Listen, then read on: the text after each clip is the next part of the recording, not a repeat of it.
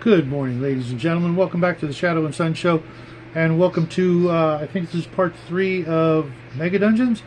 As you can see from the thumbnail, I'm going to talk about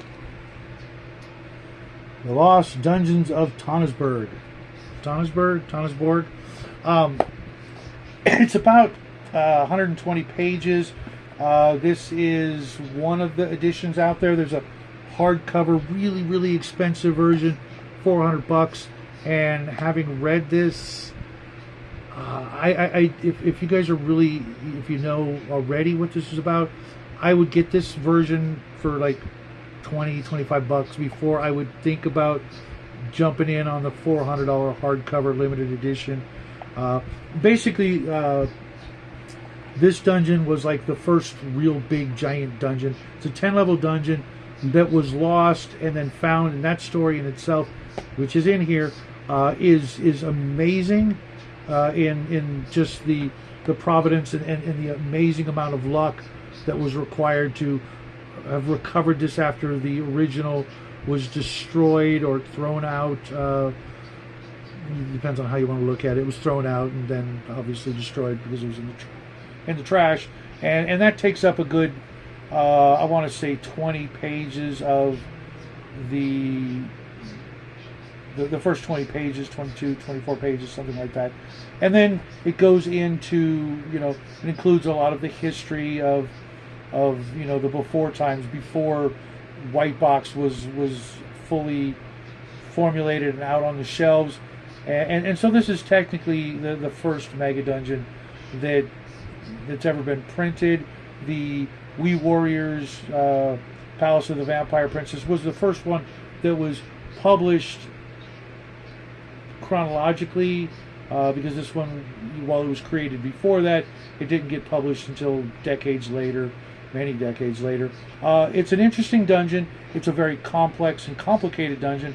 I'm going to show you one of the maps over here. This is level, let's go to one of the more interesting ones so I can show you one of the things. I'll just do this one. This is level 5, and as you notice, there's several parts of the dungeon that you can only get to, like this part right down here. You can only get to it from an upper level, and you can come down to it, but it doesn't connect to the rest of level 5.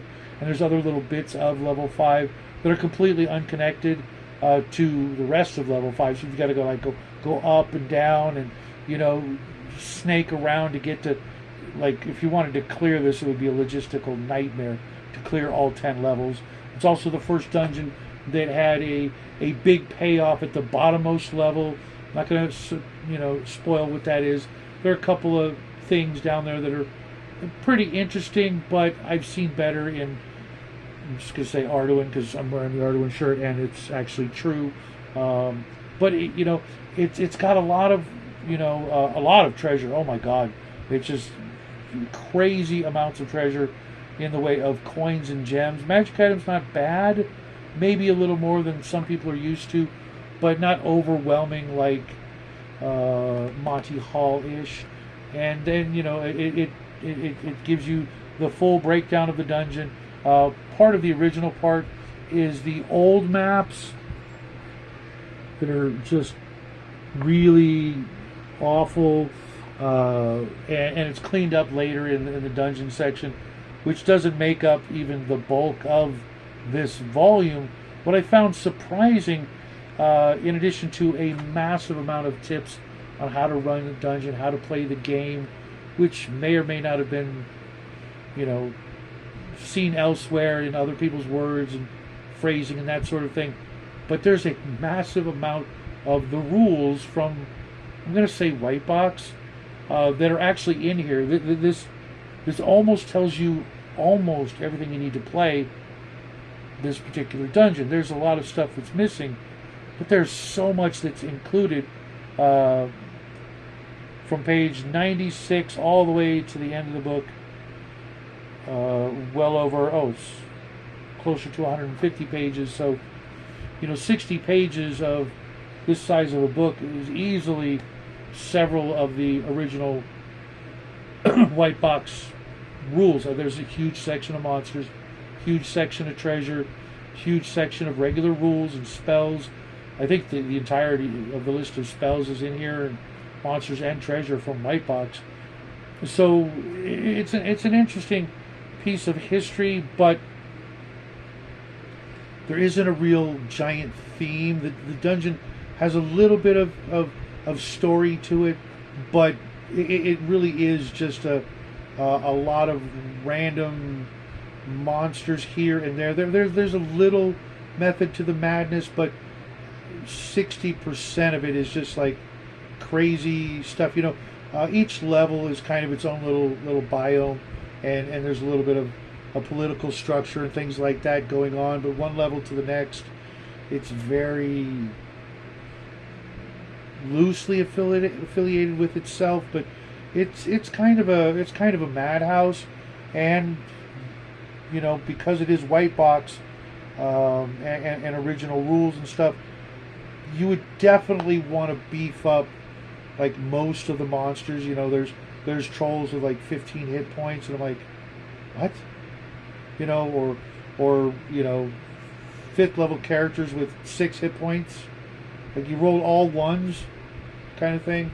So you definitely want to beef this up and go through it very carefully if you were going to run this.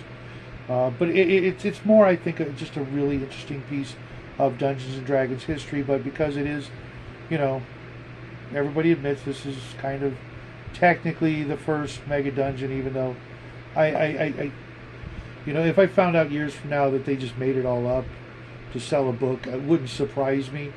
But I'm going to give Palace of the Vampire Queen or Princess more credit, because they went to the full length and got it published back in, I want to say 77, 78, maybe 79, where this didn't come out till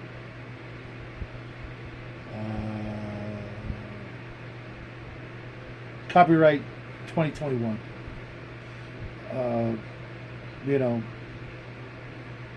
It's got the pedigree, but it doesn't have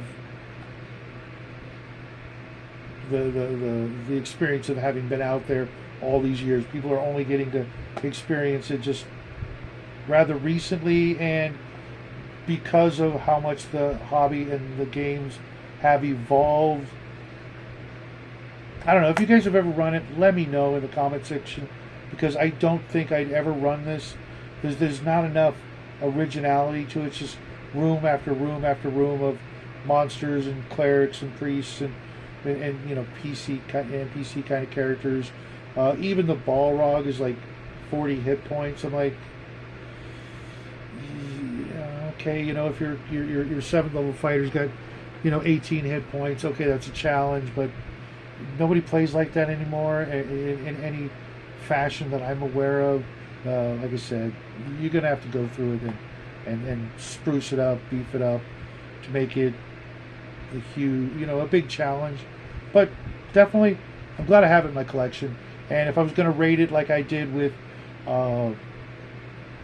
Undermountain, I would give this a 6, because all the work that's in it and all the extras that have nothing to do with the actual dungeon as a module, a 6 is the best I could give it. And that's not bad. It's not great. But there you have it. Hope you guys enjoyed this little video and this little, journey back into the before times.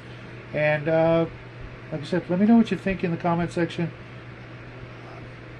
I read all the comments, and I usually answer them as soon as I get them. So keep the conversation going. Let me know. Would you run it? Would you buy it? Do you already have it? Do you have the hardcover copy? Let me know, and I will see you guys in the funny papers, and until next time, have a great weekend. Happy trails.